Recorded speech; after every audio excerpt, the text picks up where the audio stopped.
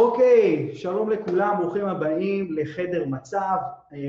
אנחנו עוד 5 דקות מתחילים את הרעיון עם רוב סוונסון.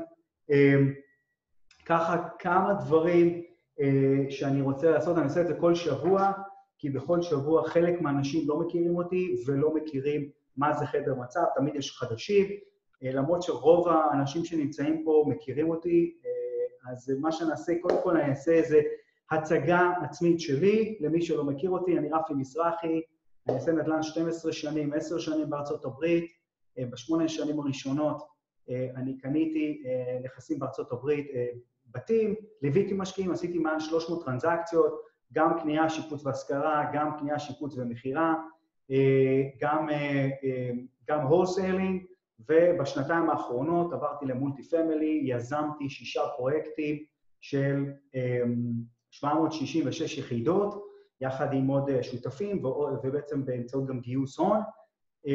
חוץ מזה, מ-2012 אני מלמד משקיעים איך לקנות בעצמם, ולעבור בעצם את התהליך הזה. יש לי מעל 750 תלמידים, הרבה מהם עושים עסקאות, הרבה מהם גם פה. הקמתי את חדר מצב, אנחנו נמצאים בשידור של חדר מצב, שהמטרה של חדר מצב זה באמת לבדוק מה קורה בשוק, וגם לבדוק את זה באמצעות רעיון עם כל מיני בעלי מקצוע, משקיעים, יזמים, המון זוויות, כל שבוע נביא איזה משהו מעניין. ובוא נראה, יש לי עוד איזה 2 דקות, ומה שאנחנו הולכים לעשות היום זה לראיין את רוב סוונסון, ואני מיד יעבור בעצם לרעיון באנגלית, אז הרעיון יהיה באנגלית. אם מישהו ירצה לשאול שאלות, אם אתם תרשמו, אני לא אוכל תמיד לראות את השאלות, אבל אני מציע לכם כן לרשום את השאלות באנגלית, מי שיכול, מי שלא שירשום בעברית. ננסה לענות עליהם, אוקיי? ננסה להציץ מדי פעם, אבל תדעו שבגלל כמות האנשים שיש, קשה לענות על כל השאלות. ככה, עוד איזה 2 הודעות אחרונות, ואז אנחנו נתחיל. נראה שאני לא שכחתי, כן.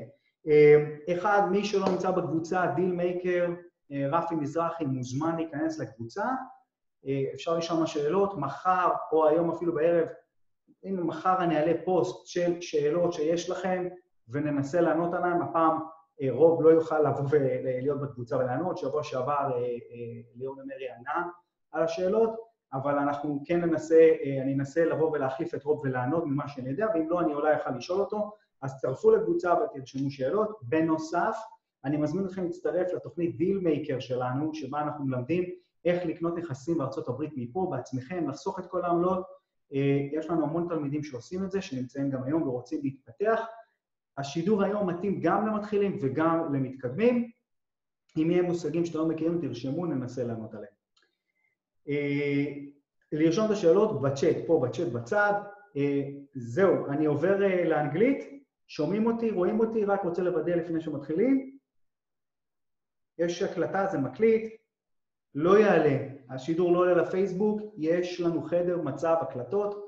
כל מי שמצטרף לפה, אנחנו מוסיפים אותנו רשימה ומקבל את ההקלטות. שומעים מצוין? זהו, יאללה, ואנחנו מתחילים. All right, Rob, I finished the introduction, so let's start. Can you unmute yourself and show the video? All right. Have you learned Hebrew from last week? I have not learned Hebrew from last week. However, my oldest daughter has studied Hebrew, so yeah. I have a little bit of it in my house. Yeah. All right. So, yeah, I'm very glad to have you on the show. It's we never interview people, entrepreneurs and investors from out of states with a track record like yours. So we are very excited. I'm very excited to ask you questions, and also learn from you. Although I heard your webinars so many times, and following you for a long time. So I'm honored to have you on the show. But let's start. Happy to be here, Rafi. Thank you.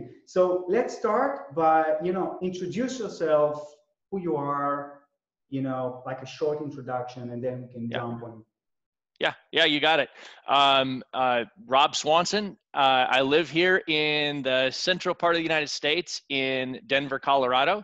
And I've been a real estate investor since the late 90s. I got into it. I did it wrong for 3 years trying to figure it out. Never really got a lot of traction. I finally invested in my education, started to buy some courses and stuff. And I wasn't the guy that bought courses, stuck them in the shelf and never looked at them. I went through them and I just started taking action. And I learned how to ask my way to success. So the art of asking questions was a big deal. And so from there, I have just been a full-time and active real estate investor, starting to do it right in about 2000, 2001 up until today. So that's the really short abbreviated version, Rafi.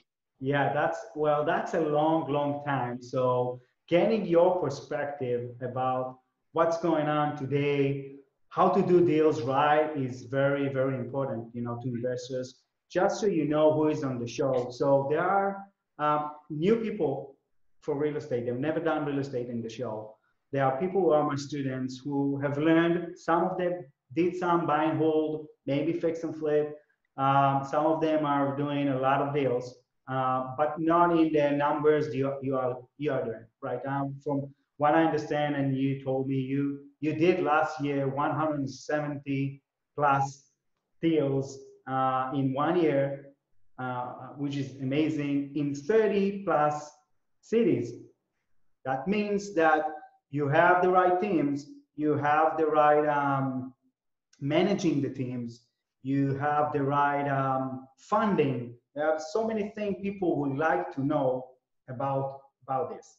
So I wanna tell me if what I said about you is wrong, because that's what I got it.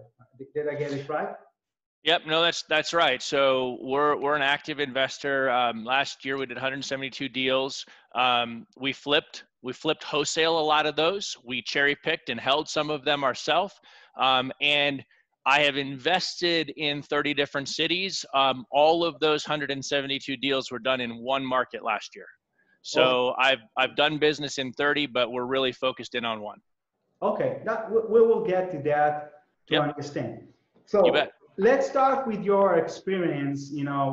Because of the cycle, I want to ask you, from your perspective, how was the previous?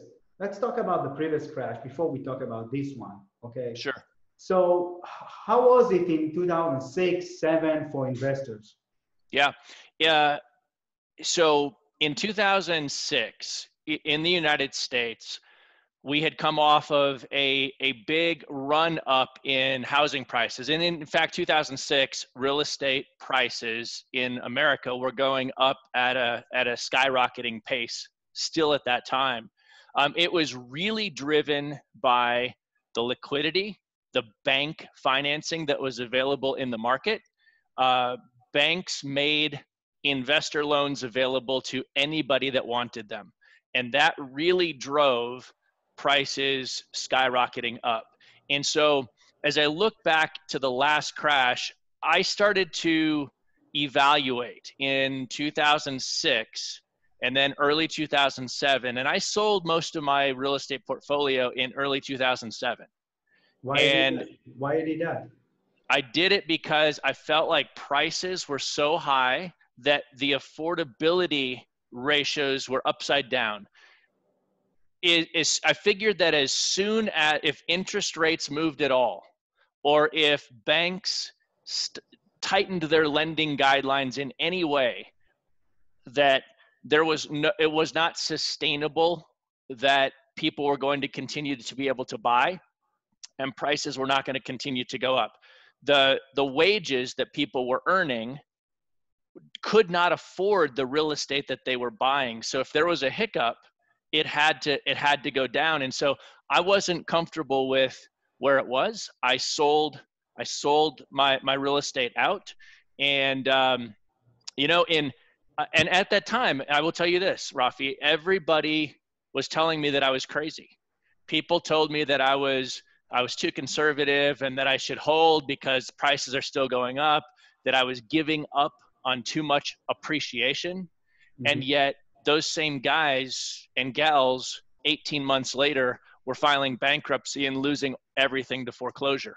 So that was going into the last market. It was driven by liquidity. One thing I always tell people is that bankers make markets and bankers crash markets. It's all about liquidity. If there's when there's money available, values go up. When the liquidity gets pulled out of the market, when the financing becomes more difficult, values go down. That's just a very simple way to look at the cycle overall, if that makes sense. Yes, that makes sense. So one of the things people feel, you know, a lot of my students, me as well, in the multifamily space today, we feel like you making offers and, you know, somebody's outbid you, like, and you say, how can he pay that? You know, right. What, he's making 10,000 on a flip that costs 300. Who can make that much? You know, what are you doing? And people are doing it. Do you feel it's the same situation that was back in 2006? People are, you know, fixing and flipping and getting very short, you know, margin, low rates, low cap rates, you know, returns on the investment. How was it from an investor perspective? Yeah, so comparing today to then, I feel like there are some similarities. There are also obvious drastic differences, right? In 2008, the government didn't shut down businesses. In 2000, like, we have exponentially greater unemployment at this very moment today in America than we did in 2008. And so there are differences and similarities. What I said early on is, in today's market, I said, as soon as we saw a hiccup, and in fact, I've been saying this for a number of years, I said, what we're going to see is we're going to see a down market cycle when banks start to tighten their lending criteria and when financing gets harder and unavailable. And we're seeing that. An interesting comparison is in August of 2007 is effectively when I look at the date when Wall Street stopped buying American mortgage debt. And the reason for that is because why I pegged that day is because I had a buddy of mine who owned a fairly large real estate mortgage company business. And he was making hundreds of millions of dollars of loans, and he was selling them to Wall Street, and he was recycling his money every couple of weeks. And he called me up one morning and said, hey, my business is gone. And I said, what do you mean your business is gone? He said, it's over. Wall Street stopped buying our debt. We're out of money in 2 days. Like, I can't keep doing it. And so it was August. Now that was the point in time where Main Street America started to feel the unsettling of the markets in 2007, but it took another, say, 15 or 16 months until the United States Fed, the Federal Reserve, dropped interest rates to zero. So interest rates in the United States didn't go to zero until December of 2008, 15 months later. What's interesting about this time, this market cycle that we're in right now, Rafi, is that it took a week for interest rates to go to zero. And so what that suggests to me is that there's been a lot of liquidity pumped into the market, a lot of printing of money. Yes. There's been a lot of adjusting of interest rates to keep things propped up, and it only took a week for interest rates to hit zero, which then kind of suggests to me the only thing that's going to keep it going is putting more dollars into the system. And so, and I can see this happening in a variety of ways. You know, the Fed keeps printing trillions of US dollars, but we also are watching China and other countries buy US real estate. And it's I believe it's because they own large amounts of US Treasury debt, And the only way to protect their downside is to own US real estate. And the reason that works, and I don't know how much you want to get into this, but the reason that works in US real estate, why it's good to own US real estate is if I own real estate in the US today and the tenants are paying me in US dollars today and the dollar goes to zero, let's just say that it does, I can collect US dollar 2.0 tomorrow, right? So I don't lose the intrinsic value of the asset that I own. I'm just measuring the value with a different currency. And so I'm not saying the dollar's going to zero. I think every time they print more dollars, it devalues it.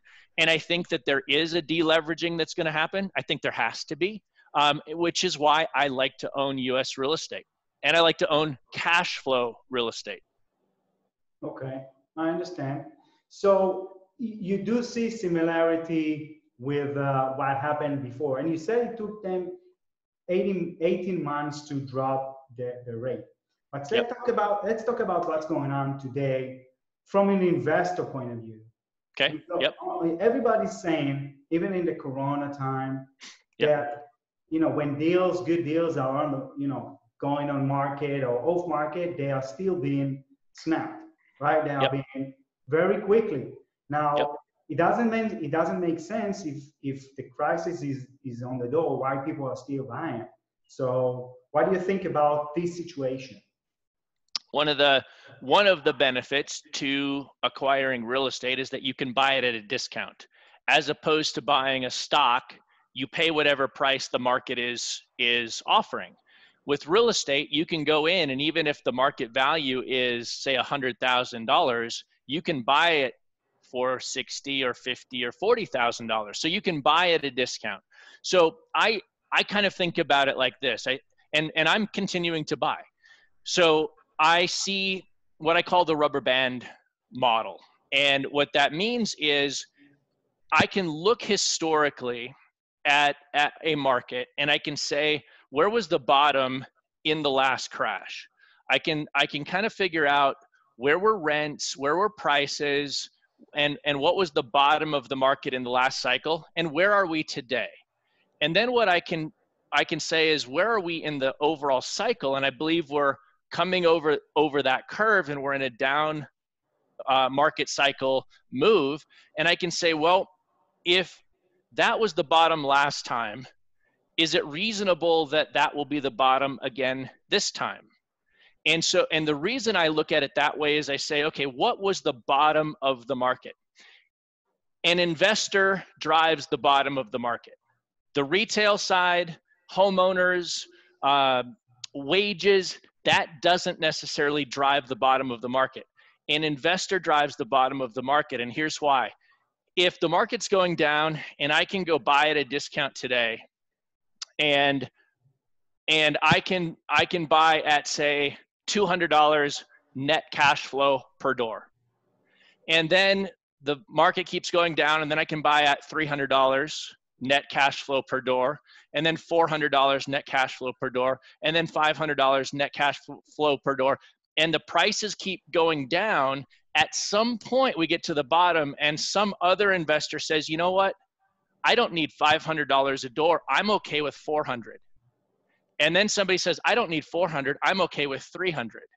And so there's a bottom of a market that is driven by an investor's point of view to say, what is the lowest price that I would pay to produce the return or the cash flow that I desire? And if somebody wants to buy cheaper than me, I'll overbid them a little bit. And that's how you create the bottom of the market. So I'm buying today in what I would call a price stable market. And what that means is, historically over the last, say, 30 years or so, there's not been big swings in price. Like, we don't see a big appreciation cycle and a crash, an appreciation cycle and crash. We see relatively stable curves over 30 years, such that if that market did crash, it's probably not crashing very much anyway, that it probably isn't going to affect me. Yeah. Now, the other thing that I just want to say in this is, in all three of the last US housing market crashes, Rafi, the rents on single family homes and well-positioned multifamily went up. True. Okay, that's a very important thing to remember, is that when values are crashing, rents tend to go up. And the reason for that is it's simple supply and demand. When you have a whole bunch of homeowners that get displaced out of owning into renting, and you have a limited rental supply and a large demand of people that now need to rent, rents are forced up. I got it. I got it. You said so. You said there are two types of markets, right? Yep. The one is stabilized, and one you called it a boom buster. Yep. Yep. A boom and a bust market. Yep. A boom and a bust. Okay. So can you give me an example for areas like that? Like yeah. Sure. Sure. So I live in Denver, Colorado, and it is definitely a boom bust market. So in 2006,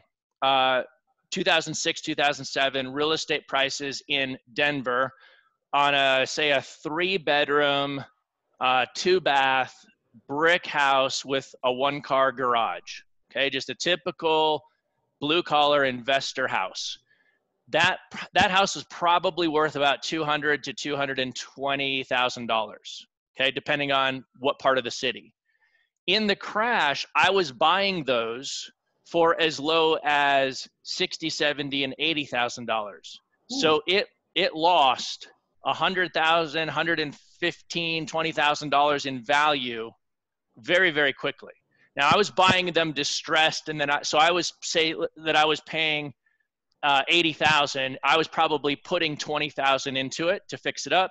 So I was all in maybe at $100,000, but it went from 200 down to 100. Okay. Now today, and that was 2008 to 2012. It took to make that drop. Today in 2020, 8 years later, that same house is worth about $350,000 to $375,000. So it was here, it went down to here, and now it's back up here. And it's not sustainable. It's not an affordable house. So Denver, that market is a boom bust, dropped, went, boomed, and now it'll bust again, then it'll boom and it'll bust. And we can see that historically. And when do you start buying in this market? In a boom bust market, yep. In a boom bust market like this, I like to buy when I can start to buy at the last, not necessarily the full low point, but I like to buy when maybe I'm 20% above the last full point. So I haven't been buying in Denver for the last 7 years because I think prices are too high, but I will come back here and buy again when the market crashes. And I can buy at the bottom. So in a boom bust market, you want to buy at the bottom, and then you want to ride that back up. But you said about that you did a calculation. How do you know it's the bottom or before the bottom? How much is it from the last? So you take the last bottom and yep. If it's near that, or how do you? Yeah. So maybe 20% above the last bottom. Okay. Gotcha. Yep. So if the last bottom was say 100,000. I might start buying again at 120. Okay. Somewhere in there. Yeah, makes sense. And what about, you said that now you're not buying in those markets like Denver. Yep. You said you're going in stable market. What kind of markets are you going in? Yeah, I like to buy in what I call a price stable market. So they're lower end, affordable markets. They tend to be sort of east of the central part of the United States. So what we would call the Rust Belt or the Bible Belt. And so kind of the central east and then the southeast. That swath of states in the United States tends to be lower priced markets with higher rents. The affordability is really good. So I look for a price to rent ratio where I can get in at 6 or less. So for example, and I don't have my calculator in front of me, but let's say that I could buy for a price of, for easy math, $120,000. And I want my rents in that, my annual rent to be $120,000 divided by 6, or $20,000 a year. Does that make sense? So I want a price to rent ratio of 6 or less. Okay, you mean if the house is 120? Yep. Okay. I'll do the math here on my calculator. So 20,000 a year divided by 12. Gotcha. Yep.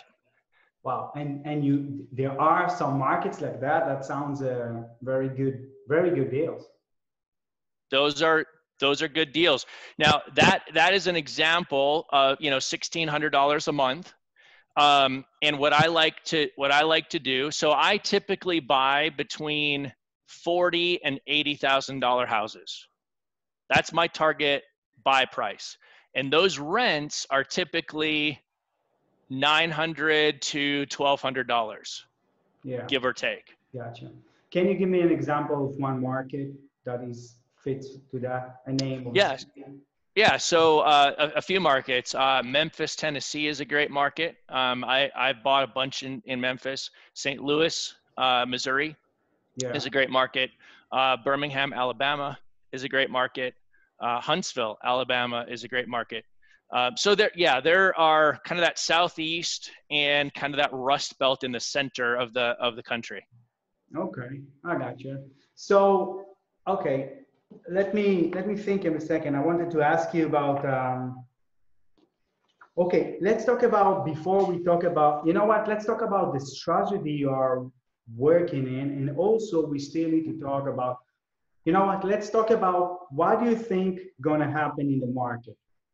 Let's finish that with we try to do like a similarity between the last crash and now, to understand. The purpose of this question is to understand what do we expect to see in the market. Now, the reason I'm saying I want to do that also, in my opinion, you said that when liquidity is going out, right? Yep. The crisis is coming, and I agree on that. And I've seen that 70% of bridge loans are out, right? For multifamily, single family home is out, and and banks started to tighten their criteria for investors. So that's one. But can you what do you think is going to happen? When do you think it's going to happen? Maybe, I don't know. Give me your philosophy about what you think is going to happen. Well, I don't know. Well, here's what I'll say. I believe that we can predict when we see hyperinflation in the United States based on when China's acquisition of gold and U.S. real estate equals their acquisition of debt of U.S. treasuries. So when is that going to happen? I have no idea, right? I think that's a trigger to watch, though. But here's what I'm doing. I'm saying I really don't care when it happens, as long as what I'm doing is buying on the fundamentals. I like to buy, in this market, I like to buy single family houses. I like to buy 3-bedroom, 1-bath, 1,000 square feet, brick built or stick wood construction that are in what I would consider a C-class, working class neighborhood. And I like my rents to be between $900 and $1,200. And I like my repair costs to be $15,000 or less. So I like a relatively simple repair. I'm repairing a house right now. I was just yesterday texting with my contractor, and my whole rehab is only costing me $8,000. And so I like really simple bread and butter houses. And the reason I like those is because the demand on that type of house in a crash goes up. Rents almost have to go up because there will be so much demand for that type of house. The other thing that I think about is when that crash happens, and remember, bankers make markets and bankers crash markets. And so what that means at a very practical level is that people lose their house to foreclosure. They can no longer afford it. They stop making the payments. The bank takes their house back. They now move out and they have to go rent somewhere else. So at a very just practical household level, that's what happens. Well, they don't have the credit to acquire another house. They can't get a loan because the banks aren't lending. They just went through a foreclosure. Their credit is bad. Maybe they filed bankruptcy, and so they rent.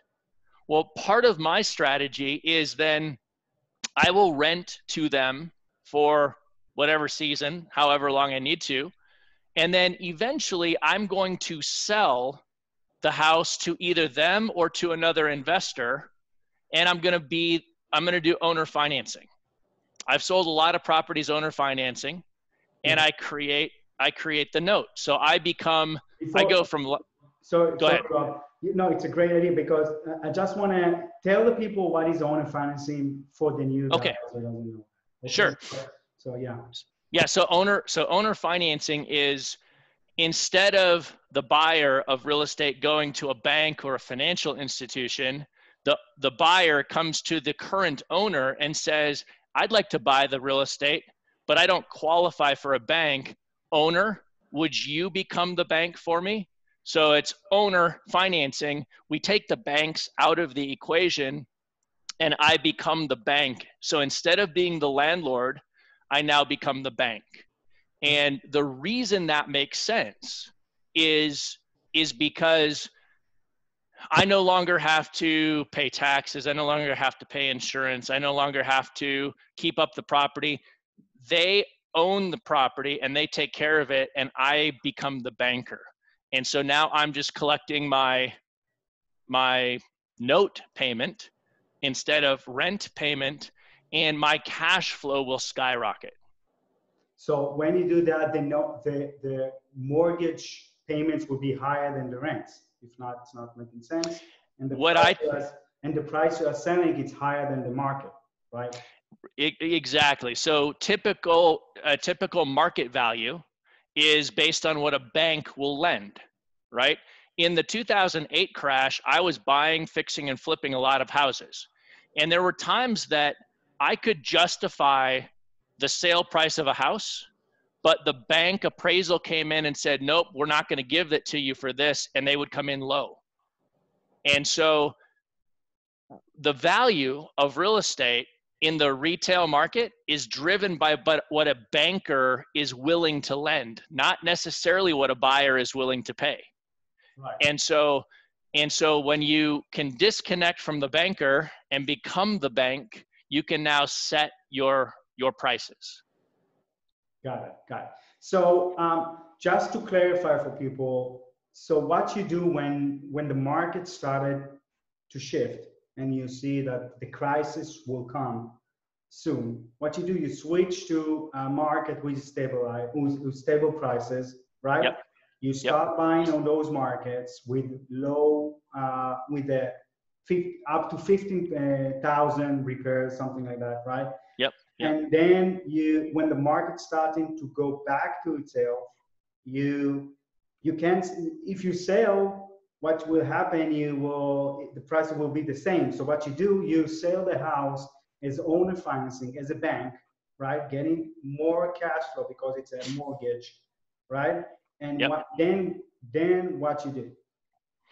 So once I no longer own the house and I become the banker, I have, let's say, Rafi, you buy a house owner financing from me. We now have a promissory note. I have a piece of paper that says Rafi is going to pay me this amount of money over this amount of time with this monthly payment and this interest rate.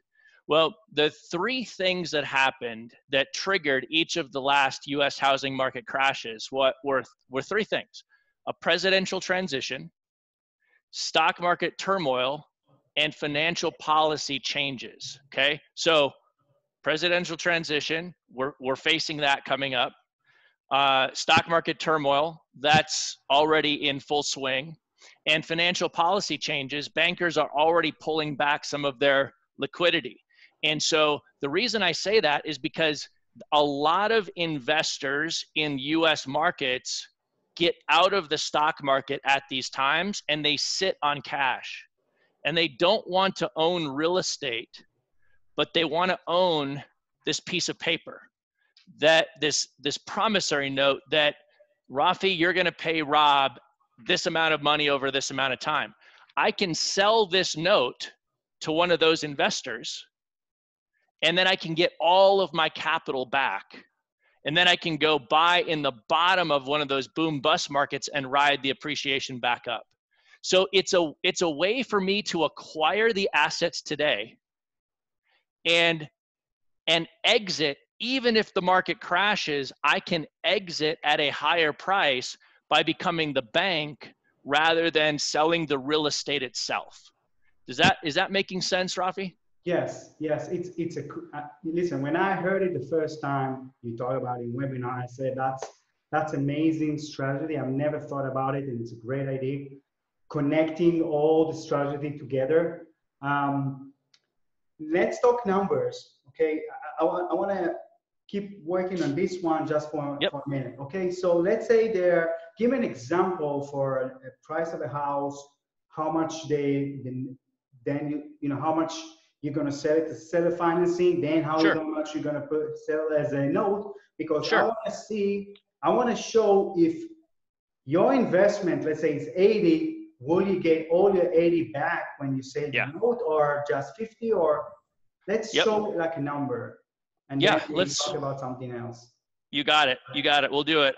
In fact, I'm gonna pull up my notes right here, and I'll walk you through. I've got it all written out right here, if you can see this. Oh, so, because I was teaching this to somebody else the other day, and so I have it written down. So rather than me try to make up the math, we'll just look at it right here. And here's the scenario. We'll set the scenario that it is a 3-bedroom, 1-bath brick house that you buy for $55,000. Okay. You repair, you fix up for $15,000, and you have a couple $1,000s of miscellaneous costs. So your all-in capital is $72,000. Okay, purchase plus repairs plus your miscellaneous closing costs. You're all in at $72,000, and the house. And how much it's worth? Let's say that it's worth 100. Okay, so 30%, around 30% below. Yeah, that's right. All in capital, 30% below, and it rents for $1,000 a month. Okay.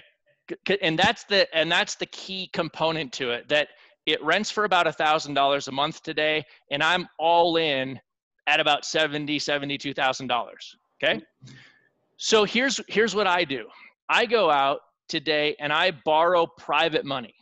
Okay. So people ask me, Rob, how do you fund these properties? I go find private individuals, private investors that become private lenders that I teach how to become a lender. I borrow their capital, their cash, and I go acquire and repair real estate. So let's say that I borrow that full $72,000. Okay. And I borrow it at 7%. 7% interest only loan. My payment to that private lender is $420 a month. Okay. So what do I have? I've got, let's do the math. We've got $1,000 a month rent. Right. We're going to take out 30% for our operating costs. Okay. I like to call this TIM-V: taxes, insurance, maintenance, management, and vacancy. Okay. And I'm going to wrap all of those things: taxes, insurance, maintenance, management, and vacancy. And I'm just going to call it 30% for quick, easy math. Okay. Some cities are a little higher, some cities are a little lower. 30% is a good number. So we're going to multiply the 1,000. We're going to take 30% out. So I've got $700 net rent. Okay. Now I'm paying my private lender $420. So my net cash flow on that house is $280 a month. Follow me? Yeah. For how long? And remember? For how long you take the private lending? So the way I structure my private lending is I get my private lenders to give me a 30-year note, 30 years. But I tell them, and I have a whole strategy that I teach on how to structure this, Rafi, but I tell my private lenders after a certain amount of time, depending on how much private money they give me, maybe it's 24 months, maybe it's 36 months, maybe it's 48 months. So, 2, 3, or 4 years. Hey, lock it in, give it to me for 24 months. After 24 months, if you want your money back out, just give me a 6-month notification and I'll get your money back out for you. Okay. So I do a 30-year note, but I give people a lock-in period and then a 6 months where they can get their money back out. Okay. Make sense? And 7%, you said 7%? Yep. Okay. Yep. So the way, sorry. Go ahead. So the net is 280. Yep. Okay. Yep. Okay. So the net is going $280 into my pocket. Does that make sense? Okay. Yeah. Okay. So now let's look at, let's say that I've now collected my 280 for however long, and I've gotten to that point where it's time to sell. Okay. I want to sell owner financing. The market has crashed. I want to get my capital back out and take it into the downside of another market. So what did I say has happened in all 3 of the last housing market crashes? Rents on single family houses go up. Okay. So here's what's important. If you're a homeowner in America, or if you're an American, would you rather own or rent? And the answer for most Americans is most Americans would rather own. Oh, yeah. Yep, they would rather own. So the problem is banks aren't lending, their credit is bad, and so they need owner financing. So rents are now no longer $1,000, they're $1,100 a month. Rents have gone up $100. And so what I can do is I can go and I can sell. I can say, hey, tenant, would you like to own the house? I'll finance it for you. Okay. Remember, what are they paying in rent right now? $1,100. Right.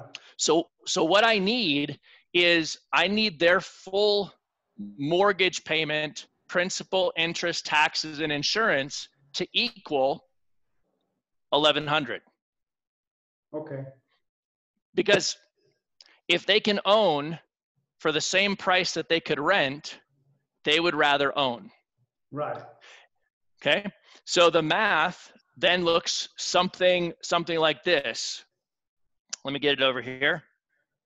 The way you kind of figure it out is, and I've got to pull up my a financial calculator, right? Sure. And I'm going to say 1,100 is my target cash flow. But I know that can only be principal and interest, right? In the note that we have, it's got to be principal and interest. So I'm going to take out of the 1,100, I'm going to subtract out $50 a month for homeowners insurance. And I'm going to subtract out $150 a month, or let's say $100 a month for taxes. Okay. Okay. So my net, what I'm shooting for is $950. Can you see that? Yeah. Okay. So now, so now I'm going to do the math and I'm going to say, well, if I was shooting for 950 and I had an interest rate of say 10.5%, what is the price what is the note that you and I could have? Well, it's $104,000. But they $104,000. Okay. Okay. Okay. So now, what I want though, is I want somebody to put some money down, okay? I want a down payment. And so I'm usually looking for around a 10% down payment. My experience is that if I get 10%, the rate of default goes down significantly, okay? So I'm gonna say divided by 0.9. So I can sell the house for $115,000. okay. Okay, 115,000. That's gonna give me minus the 104. That's gonna put $11,000 in my pocket from the down payment. Then we're gonna have a $104,000 note. Yeah. That is going to make your payment of principal and interest to me equal, plus the homeowner's insurance that you pay for, plus the taxes you pay for, is going to make your total payment equal to what you've already been paying in rent. Okay? Okay? That makes sense. Yep. So now what do I have? I'm no longer the owner of the house. I'm not the landlord. Now I'm the bank. So let's say that my brother over here, Scott, says, "Hey, Rob, I wouldn't mind getting a 10.5% return on my money." Okay, I say, but I don't want to get into real estate. I can say, well, I could sell you this note. You could be the banker. And he says, well, what does that look like? I say, you give me $104,000. I'll give you this piece of paper, and Rafi's going to start making those payments to you. The interest rate on that note is 10.5%. So you got your equity back of 722 plus around 40,000. That's right. Which is 10,000 deposit plus 30 profit. That's right. That's right. Now let's say that the investor, Scott, says, you know, I'm not too excited about 10.5%. I don't want to pay the full face value of that note. Well, I can figure out what kind of a discount. I would say to him, hey, Scott, so what kind of return on your money gets you excited? And he comes back and says, you know, Rob, I would do something like this with the risk involved in real estate and everything if I could make 12% on my money. Well, then I just come into my financial calculator and I say, well, if he made 12%, what would the face value, what would he have to pay for the face value of that $104,000 note? He would have to pay $92,000. So yeah, I still get all my capital back plus 20 grand. And he now has a 12% return on the yield on the face value of that note. The strategy works mathematically all day. And that's the cool thing about it. As long as you're buying in lower priced markets. It actually works in higher price markets too. The problem in higher price markets is you get such big price swings that it's harder to justify the owner finance sale price as it is in a relatively flat or stable market. Got it. Okay, listen, amazing. Okay, it's amazing strategy. The question that I know there are questions over here, but I don't want to cut the flow of the interview. So let's say, so in today's market, what we see is that it's very hard to get 30% below market. How do you do it? How do you find on those markets, Memphis, Huntsville, about 30% below value? How do you find it? So we do one of two things. So I'll tell you two strategies. You can go either direct and go find your own deals, or you can go find in the United States a real estate wholesaler who is finding their own deals and then selling those deals to investors. So I buy a lot from other wholesalers, and I also have my own team that goes direct and scours and hunts for deals. Now, and when we can talk about this at some point, I use FreedomSoft. This is a software company that I own. And what it allows investors to do is build marketing lists, We've got a bunch of tools built in. So for example, I buy a lot from single family houses that are owned by by landlords, so an absentee owner that live out of state and that have a house that is currently vacant. So our software allows you to go into any city in the United States and put in those criteria and say, show me all of the single family, absentee, out of state owners and vacant houses. And then we build marketing lists and we call those owners, or we send them a postcard. They call us back and we negotiate a price. So that's how we do it. Okay, I want to give people, we said we're going to give people like the link, and I wanted to talk about it at the end of the. Yeah, great. We're already on the conversation, so I will send it to everybody. This is the Freedom Soft. Can you? So Freedom Soft allow you. It's a CRM. Okay, I've seen it before. It's a CRM. It's also allow you to get leads. Right, potential leads, and you can do marketing to get those. And you have like three options of pricing. Can you tell about each one of them? And let's say I'm a guy who just started, you know. Sure. What do you suggest? Sure.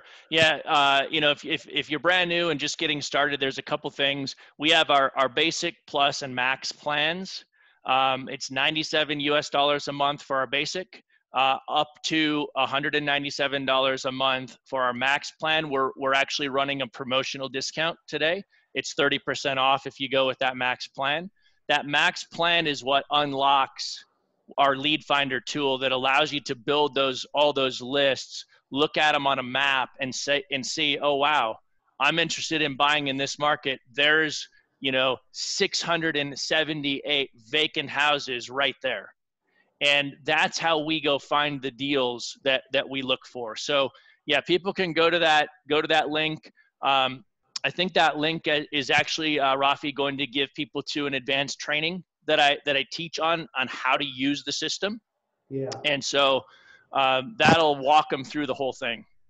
Okay. And so if I'm not, what it takes for me, let's say, to start being, reaching out directly to owners, what do I need to do in order to do that?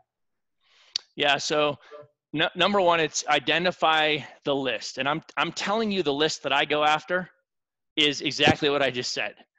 You can do that same thing for commercial or multifamily, multifamily that the owner lives out of state, has a high vacancy rate in it, so it's underperforming. You can build all those lists. And then once you build the list, you can send them a postcard. You can, in the United States, we have public laws that allow you to use our system to look up phone numbers and look up email addresses. And you can then call those owners directly, or you can send them a postcard, and our system will send the postcard as well. And then they will call you back. And our system will capture that inbound phone number, and you can answer it live, or they'll leave a voicemail. And, the voicemail typically sounds like this, hey, my name is Joe. I got your postcard.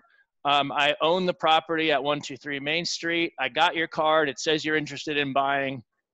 Call me back. So you get that in our system. You can pick up the phone and call them, and you can say, hey, Joe. Use the system to make calls? Yes. Okay. Yep. So you have also an inside calling system. Yep. We've got a phone system built in. We've got a tracking system built in. We have a full workflow automation. So if they're not ready to sell today, our system will just put them onto a drip follow-up sequence so that if they're ready to call in the future, you'll be on top of mind. Okay, good. So this is one strategy. The other strategy you said is talking with the wholesaler. Now, yes. One of the things we saw is we see in the market that, especially when you are new, let's say you are going to a new market. Right now, people know you, but let's say you go to a new market. Wholesalers are selling to their list, to their let's say let's say 5 or 10 buyers they know, they sell them the best deal fast. So how do you suggest to get into this list? What do you do to do that? Here's what I'll tell your audience, Rafi. You have an audience of Israelis that are interested in U.S. real estate. They don't, listen to me, guys and gals, you don't have to be afraid to call an American real estate investor, because most Americans, when we get calls from international buyers, we're excited about it. Okay? Yeah. Like, so number one, I'm just going to say, don't fear picking up the phone. We don't bite. We're really nice people, and we are happy to talk to you. So number one, just pick up the phone and call. Here's a strategy to call the right people. Okay. In the United States, depending on what state you're in, either attorneys' offices or title companies close real estate transactions. Okay. So just depends on the state. It's pretty easy to figure out. But either attorneys' offices or title companies close all real estate transactions. So what you want to do is you want to figure out who are the local title companies in that market that are closing most of the real estate investor deals. Because there are traditional real estate agent brokerage, retail title companies, and there are title companies that focus on investor transactions. So you want to just find out who are the title companies or the attorney's offices closing investor transactions. Then you call them and you ask for the closing agent that specializes in working with investors. Get that person on the phone and tell them who you are. You're a real estate investor out of Israel. You're interested in purchasing in the XYZ market in city.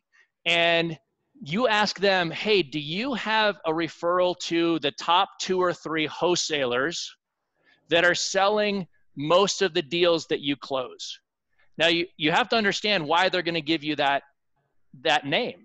They're going to give you the name because they make more money when more people buy more deals. And so they have a 100% aligned interest to help you connect to the people that can help you source deals. And so that's why I recommend going to the investor-friendly title company first and asking for the referral for the wholesaler, because they know who the right people to connect you with are. That way you don't waste your time with the guys and the gals that, no offense, but just came out of the seminar. They don't know what they're doing. How do you call it? Daisy chain that goes to other That's wholesalers, right. And they don't know even the right wholesaler. That's right. To hold the contract. That's right. But the question is, now let's say I'm talking with a wholesaler. He doesn't know me, right? Yep. He's closing deals like crazy, right? And I'm Yep. calling him, and then you see his deals are being closed fast before I even send the email. Yep. How do I get to his, gold buyer list? Yeah.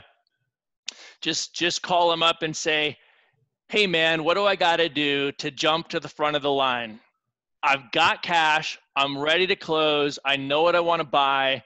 I've got a lot of buddies here in Israel that also want to buy. And if you can get me a good deal and I can do the first one, I've got other guys I can refer to you. That's it. And then just ask them, can you do me a favor, man? Can you just give me a 12-hour head start on one deal in the next week? Just give me one deal. And here's what I'm looking for. So be clear about your criteria. And then when he gives you that deal, buy it. Got it. And that's how you do it. Good. Okay. That's exactly what I do, right? I'm not an Israeli investor, but I say I'm an out-of-state investor. Hey, can you do me a favor? Give me a shot on one deal in the next week. Let me show you that I'm for real, and let's do a lot of business together. That's how I do it. I agree. By the way, that's how I got my first multifamily deal. I called the broker again, tell them, give me one shot. Yeah, that's right. That's right. Okay, so we tackle this. Now let's talk about building your teams, because you said you're working in 30 cities That's a lot to manage. And also, what are the teams that you are building? You know, when you live in Denver and you buy in Memphis, what are the people that? Yeah. So it depends on what you want your business to look like. If you want to build your own acquisitions team, either you yourself or you're going to hire somebody to do acquisitions, which will go direct to sellers, direct to brokers, direct to wholesalers, and they'll be your deal guys. Like they'll be the guys and gals sourcing deals. So if my team looks like acquisitions guys. Now we also find deals and sell them to other investors. So I have a dispositions team, and that means they take the deals that we have under contract, and I call Rafi and I say, Rafi, I've got one. It meets your criteria. Are you in? Okay, so that's two different people. There's the buying side and the selling side. That's the wholesale side of my business. I'm a big believer that the things that are local, construction, property management, maintenance, those kind of things, I don't want to manage those. Like I personally do not want to manage them, and I don't want my team, somebody that works for me, to manage them, because then they're going to always be asking me questions. What do I do?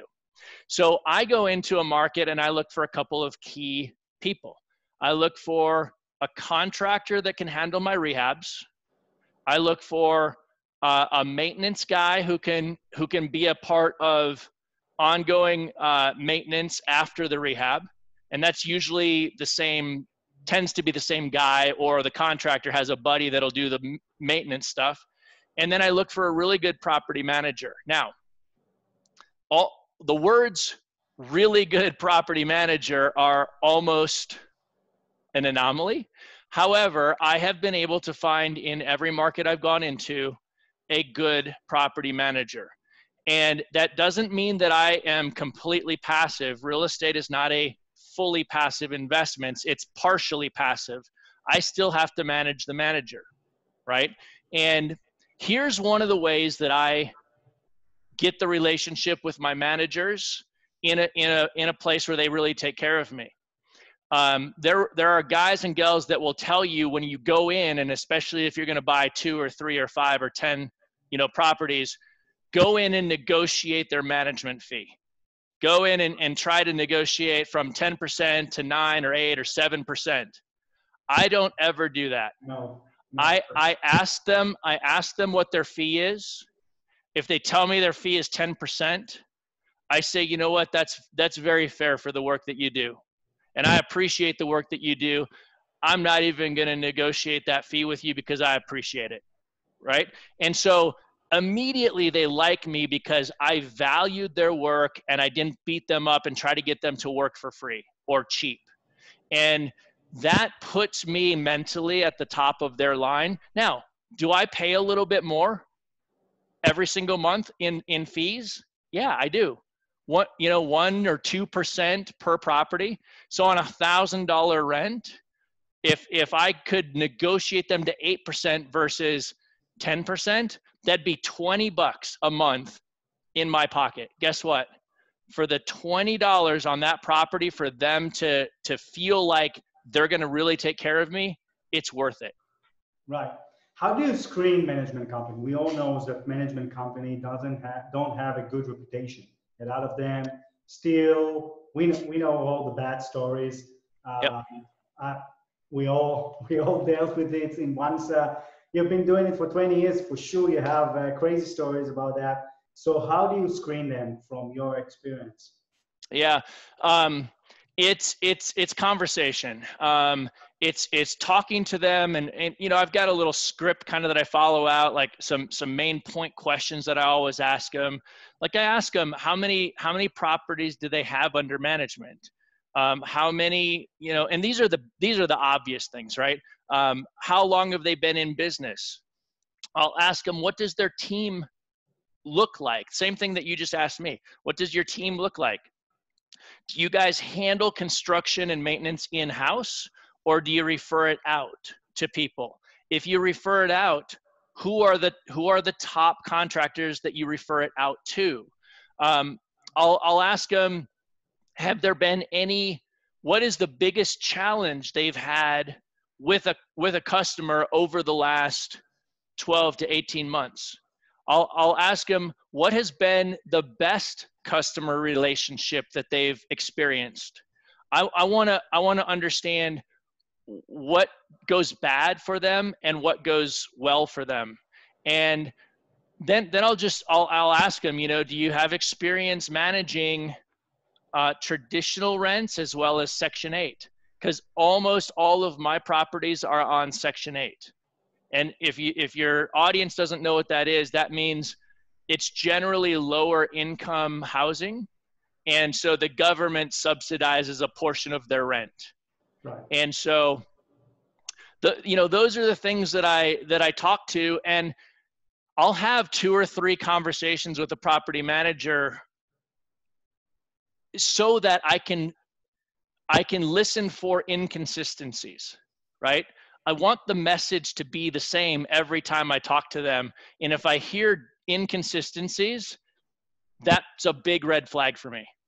So I will share my strategy of checking a property manager because living, in Israel. Yeah. So one of the things, I'm checking their processes. That's one of the things. I'm asking them a lot about the process to see what are they doing in each case. And this is how I see. If they don't have procedures, then I'm out. I prefer working with a management that has procedures, and also talking with referrals, talking with people to understand how is their experience with them. That's the key thing that I'm doing. I always say that there is a phrase in America that says hire slow, fire fast. So I'm very persistent on doing the interviews, checking the processes, doing the due diligence on them. Yep. How do you select a contractor? That's another, the reason I'm asking those, because those are main points that people are, stuck or afraid when they buy from this distance, from Israel. Yep. You get a contract and he screw you over, which, so how do you do that? How do you get your perspective? So my strategy is predominantly referral based. So I get referrals from the property management company, and I get referrals from the wholesalers that I get to know and I do business with. And so it's mostly referral based, and then I'll have a conversation with the contractors as well.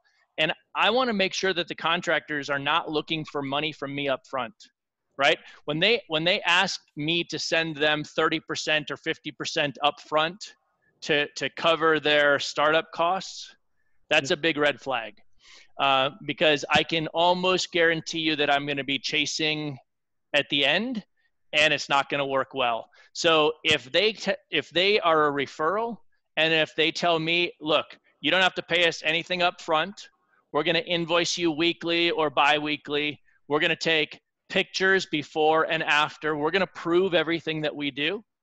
Yeah. Like, that's music to my ears. And that's the only way that I'll do it. Like, they have to do those things or I'm not interested. Got it. Okay, good.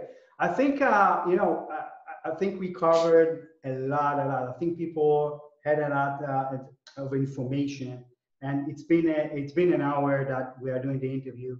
So just for everybody, Andrew, what we're going to do, we're going to have like 15 minutes of question, okay? And guys, I will say something in Hebrew, okay, for people.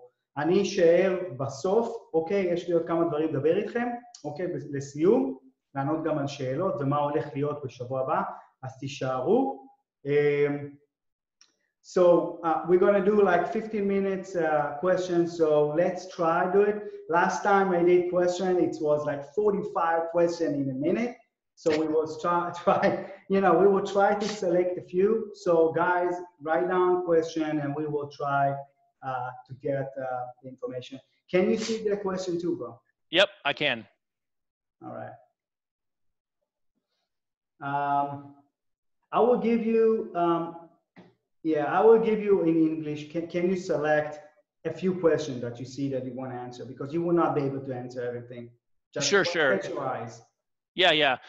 Well, there was a question. Why do I need a property manager if I'm the bank and my tenant takes care of all the maintenance? And well, that's because I don't become the bank until a certain point in the future.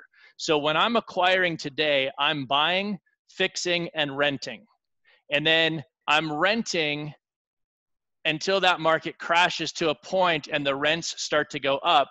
Then I'll exit by selling owner financing. So I need property managers today because I am the landlord. I'm going to use the owner financing strategy at some point in the future. Okay. Let's see. There was a question here. Section 8 has tenants that don't always take care of the property. Do you have a strategy to deal with this kind of tenant? Yeah, I talk to my property manager and I say, look, I want you to treat this Section 8 tenant just like you would any regular tenant that's paying 100% of their rent. Put them through the same screening process, check their references, go look in their car. Is their car, if they have a car, is their car a mess? Because if their car is a complete mess, they're going to treat the house like a mess, right? If their car is clean, that doesn't have to be the nicest car, but if it's clean, they're probably going to keep the house clean. And so I know that that's always a fear of people with Section 8. That has not been my experience. My experience has been generally good tenants. Like, you still always have the issue sometimes, but generally good tenants that generally take care because we screen up front fairly well. So is the damage really worth it? My answer is yes, because our front end screening prevents most of the damage. Let's see, here was one, 3 questions. Usually I know you should take about 50% of the rent for operational vacancy. How do you calculate only 30%? That's on a multifamily property. 40 to 50% on a multifamily property is about right. On a single family house, it's generally around 30%. Now, again, it could be as high as 35, it could be as low as 25. 30% is a pretty good guesstimate. And that's just me looking at my portfolio and saying, what's my average? So for single family houses, 30% is a good number. Rob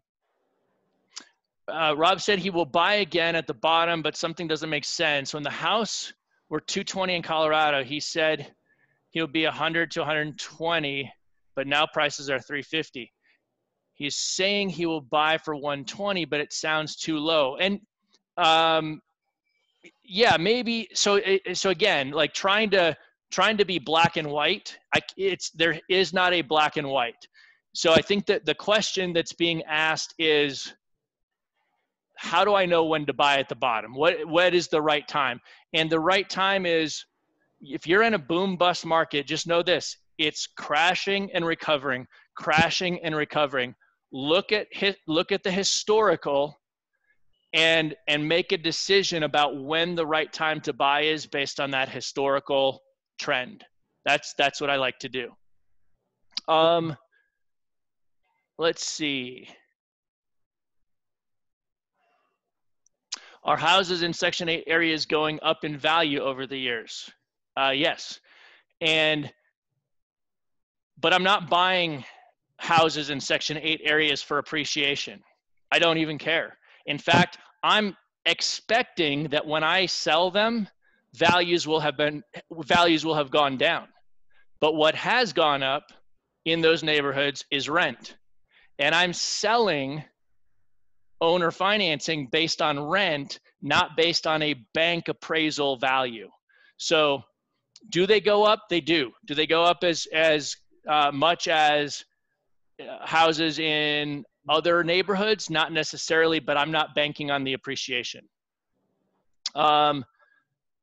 Question was, aren't I afraid to invest in lower income areas? No, I'm not, because we screen our tenants up front. Now, here's what I'll tell you.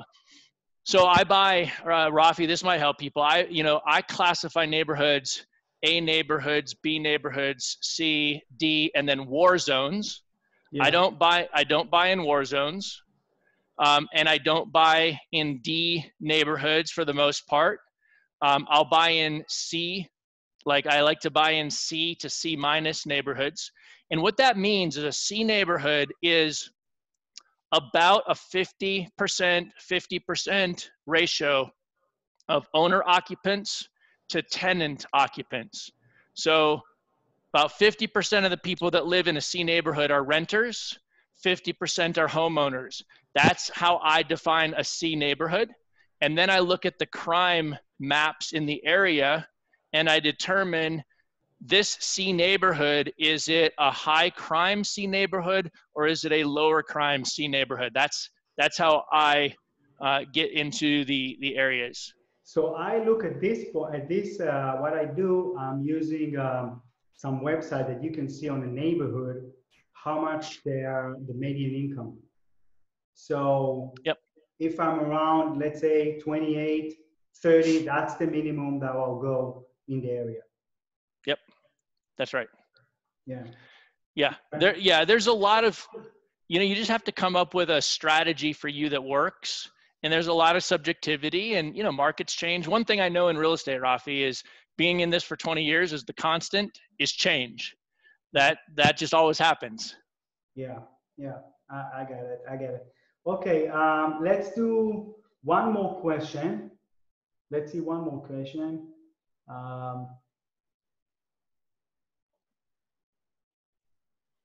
Here's a good one. The question here was, how do I see flips running in a crisis? So I'm not fixing and flipping in a crisis market. To me, there's too many uncertainties. Now, I say that, and in 2008, I put a $10 million fix and flip fund together.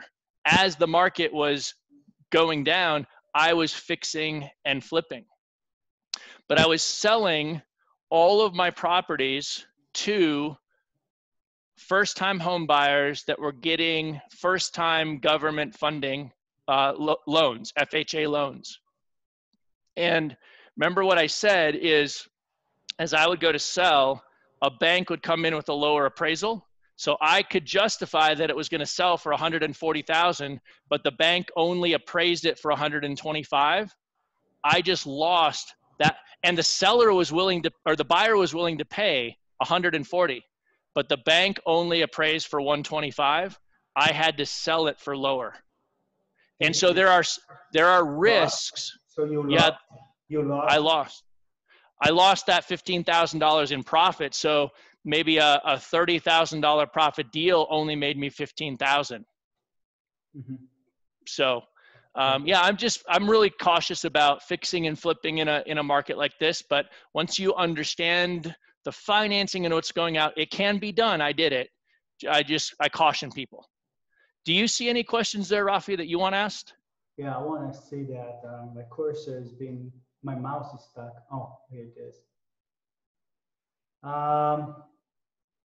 I think one of the question is, what do you think is the best strategy to start with? What you will suggest somebody? In America, just to say, in America, most people will say start with wholesaling. Yeah. Right?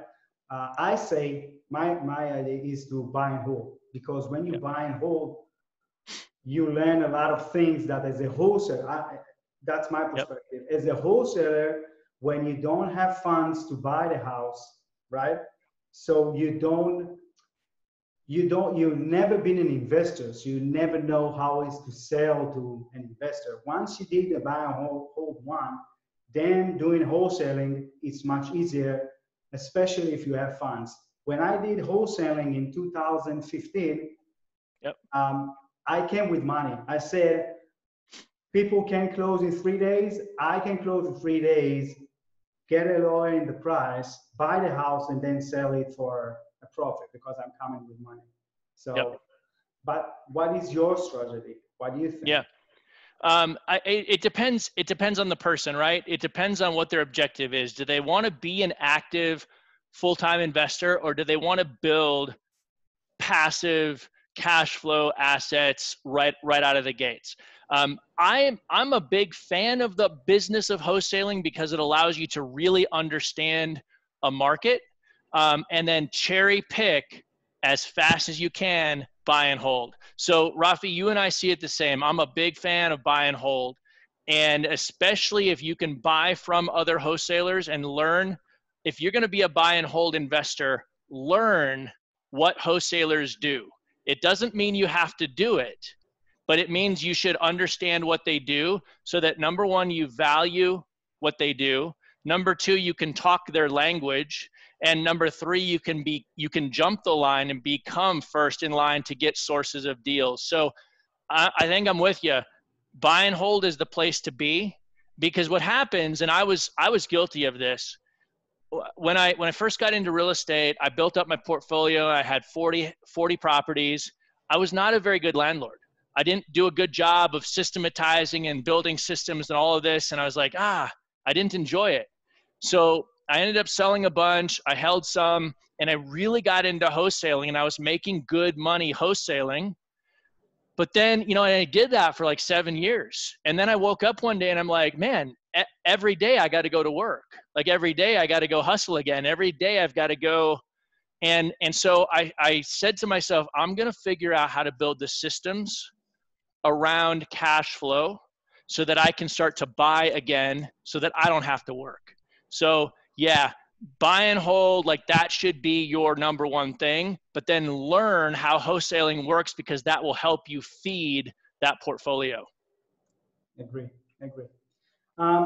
Listen, it was an amazing interview. I really listen. People are saying even in Hebrew that was really good. I really enjoy it. It was a pleasure, talking with you. I want to really thank you for, in the name of all the Israeli people here.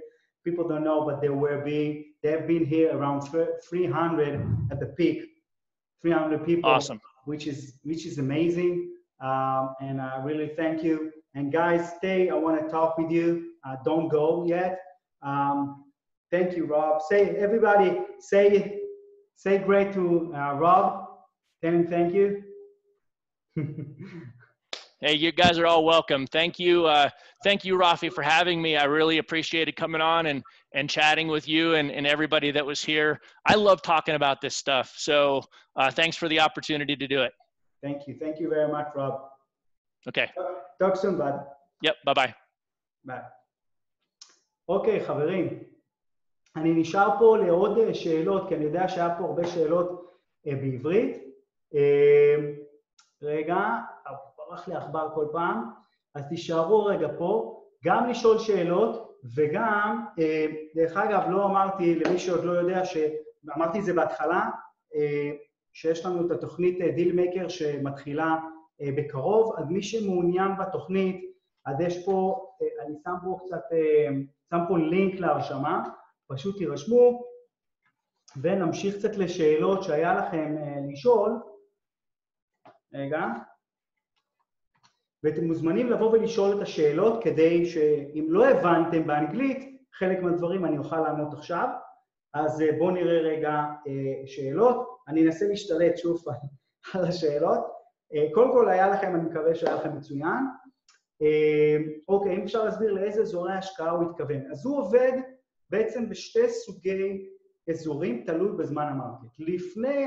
כשהוא רואה שהשוק בקצה, אז מה שהוא עושה, הוא מתחיל ללכת לאזורים שהם יחסית בפרייס, זה סטייבלייז, והוא מתחיל לקנות את הנכסים, בעצם 30% מתחת למחיר השוק, שהיחס בין הסחירות, אוקיי? בין הסחירות למחיר, זה צריך להיות המחיר חלקי 6. זה היה החישוב שלו. ומה שהוא עושה, הוא קונה, הוא מזכיר את הנכסים, אוקיי? ואחרי שהשוק מתחיל לחזור, הוא מוכר את זה לסוחרים או לאחרים, למשקיעים אחרים, בסלר פייננסינג, בעצם באונר פייננסינג, ואז נוצר בעצם משכנתה, אוקיי? הופך להיות בנק. ואת המשכנתה הזאת, אנשים שבדרך כלל משקיעים בשוק ההון, קונים את המשכנתאות האלה. זה דבר שהוא מאוד סחיר בארצות הברית, זה מאוד מאוד נפוץ, אוקיי? אוקיי, בואו נראה, ואחרי שהוא עושה את זה, הוא בעצם שחרר לעצמו, הוא מרוויח, לא יודע אם שמתי לב, הוא עושה הוא אמר שהוא עושה בין, נניח הנכס של אזור 100, הוא בעצם עושה, כאילו הוא עשה פליפ, הוא החזיר גם את ההון שלו, וגם הרוויח על הטרנזקציה הזאת. כשהוא עושה, והוא לקח את ההון הזה ושם אותו בעצם בשוק שהוא תנודתי, הוא קונה אותו בעצם למטה ולכיוון למעלה. הוא אמר שהוא קונה, שהוא מזהה את הירידה כשהוא משווה מול השוק לפני זה, כלומר הוא קונה 20%, הוא מזהה שהתחתית פה, הוא בעצם רוצה לראות שהגיע עד 20% מכאן, וזה בעצם הזמן שהוא בעצם עובר לשווקים האלה. הוא משתמש בפרייבט לנדרס, שזה מאוד מעניין, איך הוא מצליח לשכנע אותם, אני חייב להודות, זה מאוד מעניין, אבל הוא משכנע אותם להלוות לו ב7% שנתית ריבית אונלי, שימו לב, ריבית אונלי, לתקופה של 2-3. שאלה 3 שאלנו, שזה מעניין, ושם אני חושב על זה, מה הוא עושה, איך הוא מממן את העסקאות בשוק עולה. בעצם בשוק עולה אין בעיה, לא קשה לייצר, לקבל מימון, כי השוק עולה, הסימן שיש מימונים לשוק, ואז זה די דומה למה רוצה לעבוד עם פרייבט לנדר, זה די דומה למה ששבוע שעבר דיברנו עם ליאור נמרי. אוקיי, בואו נראה מה עוד. דיברנו על צוותים, על הולסלינג, בואו נראה איזה שאלות יש לכם עוד פה.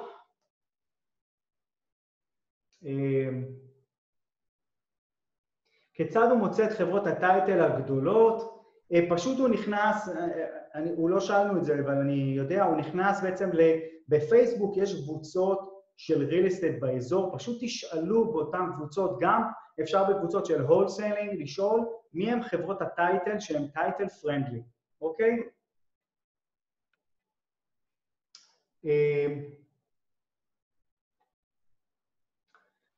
אומרים לי בצ'אט שלא עובד, או צ'אט של הוובינר, תרשמו, פשוט לא כולם רואים את הצ'אט, כי ברגע שאני נותן לכולם לראות את הצ'אטים, זה מתחיל אותי תוך טובות ואני לא מצליח לראות את הצ'אט, אז רק אני רואה את הצ'אט. מה עוד? סקשן 8, איך הוא מוכר לאנשים שאין להם כסף? זה בדיוק העניין, אוקיי? צריכים רק מקדמה של 5-10 אלף דולר, כי זה נכסים של עד 100, אז 10% זה ב10 אלף דולר, ואז התשלום של הסחירות זה בעצם התשלום שהולך כמקדמה.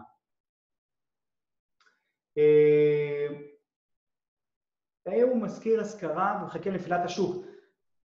תקשיבו, כשהוא קונה בשוק, כשהוא מזהה שהשוק הולך להשתנות, כמו עכשיו או לפני חצי שנה, הוא קונה בשווקים שהם יחסית יציבים.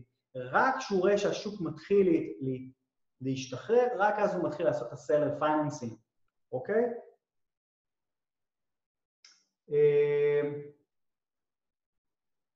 איך הוא עושה את הווליום? פשוט יש לו מערכת, תזכרו שיש לו עובדים. אחד הדברים שאנשים מפחדים, כי רוב האנשים שמשקיעים הם שכירים, רגילים להיות שכירים, הם לא רגילים להיות מנהלים, אחד הדברים שמפחדים זה להקים צוות. ובעצם באמצעות צוות, כל אחד יש לו את התפקיד שלו. איך אפשר לקנות את המשכנתאות לפני הכונס נכסים? נחום אלפר שואל, אז זה תחום בפני עצמו, אני לא יכול להיכנס אליו.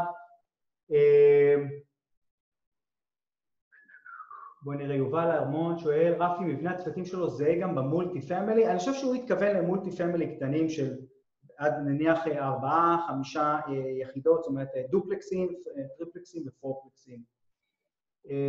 שי ברוס אומר, יש חברות שנותנות 10% למשקיעים כשהחזירו רק לריבית.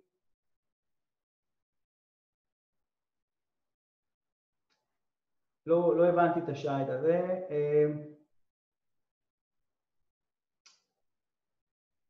איך הוא מכיר את כל האזורים, רוי אומר? תשמעו, היום תנו לי להיכנס לשוק, תוך חודש, חודשיים אני מכיר את השוק. אז זה לא משהו ואחד מהדברים שאני מלמד בקורסים, איך בעצם לבוא ולבחור אזור, איך בתוך האזור לעשות מיפוי, זה מסוג הדברים שאנחנו מלמדים, אבל בעיקרון זה באמצעות זה שעושים מחקר אינטרנטי, מדברים עם חברות ניהול, מדברים עם סוכנים, ככה מכירים את זה. אז לדבריו, כרגע כדאי להשקיע בשווקים שהם יציבים יחסית. מי שרוצה לדעת איך יודעים אם שוק הוא יציב או לא, נכנס לאתר שנקרא פרד, אוקיי? אתר שנקרא פרד, רושמים פרד, home values והשם של העיר, פרד, home values והשם של העיר, ואז אתם תוכלו לראות גרפים של אותו אזור, אוקיי? בואו נשאל, האם הוא מגלגל את המס לעסקה הבאה בסדר גודל שהוא עושה? דניאל שואל האם הוא מגלגל את המיסים. לא שאלנו את זה האמת, כבר, אני חושב שפשוט הרעיון היה כבר מספיק, שעה, לא רציתי להרוג אותו יותר מזה. שאלה טובה, אפשר להתייעץ עם רואה חשבון בעניין הזה. אלי שואל, הבנתי נכון שהוא מוכר את השטר של ה-owner financing לאחר שהוא... כן, מה שהוא עושה, ברגע שאתה נותן owner financing, אתה הופך להיות הבנק, ואז בעצם יש לך mortgage, אוקיי? יש לך משכנתה, אז הוא מוכר את המשכנתה. עוד שאלות? עוד שאלות שיש לכם?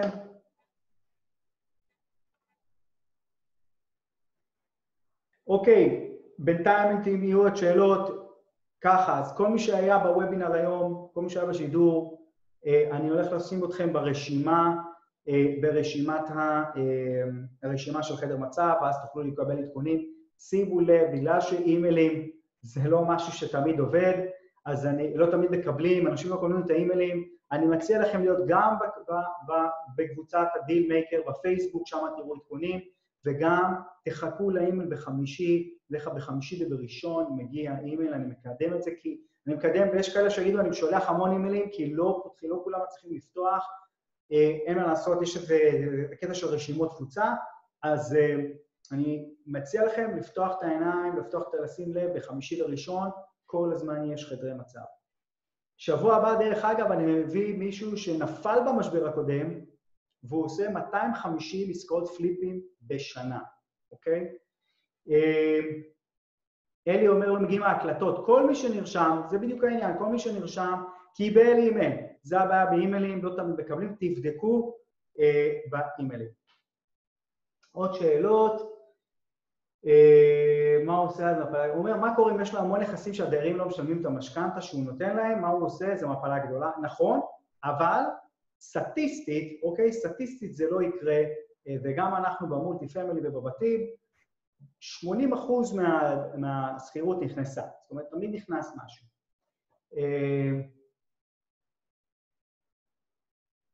יניב אומר, שבוע שעבר בקניית אני משתמש במשכונים וגישור, והבנתי שכרגע זה לא אפשרי. נכון, אז כן אפשר לקבל private lenders, כל אחד יכול, אוקיי, אני אגיד את זה אחרת, רוב מה שהוא עושה, הוא מלמד אנשים איך להיות private lenders, הוא בעצם מביא private lenders, והם נותנים לו, הוא בעצם מחנך את השוק להיות private lenders, וככה הוא מביא לנדרים. אבל בעיקרון, האסטרטגיה של שבוע שעבר היא עדיין, המגבלה שלה שאי אפשר לעשות אחר כך ללכת ולבקש מימון מבנקים, כי כרגע המימון מבנקים מקשים. אלי אומר שהוא מקבל אימיילים לרישום ולא להקלטות. יש לכם, כולכם קיבלתם את האימייל של המשרד, מי שלא מצליח לקבל הקלטה שישלח, מישהו תלמיד אמור להיות לו, מישהו תלמיד כבר נרשם למערכת הקורסים, והקורס הזה אמור להיות לו פתוח.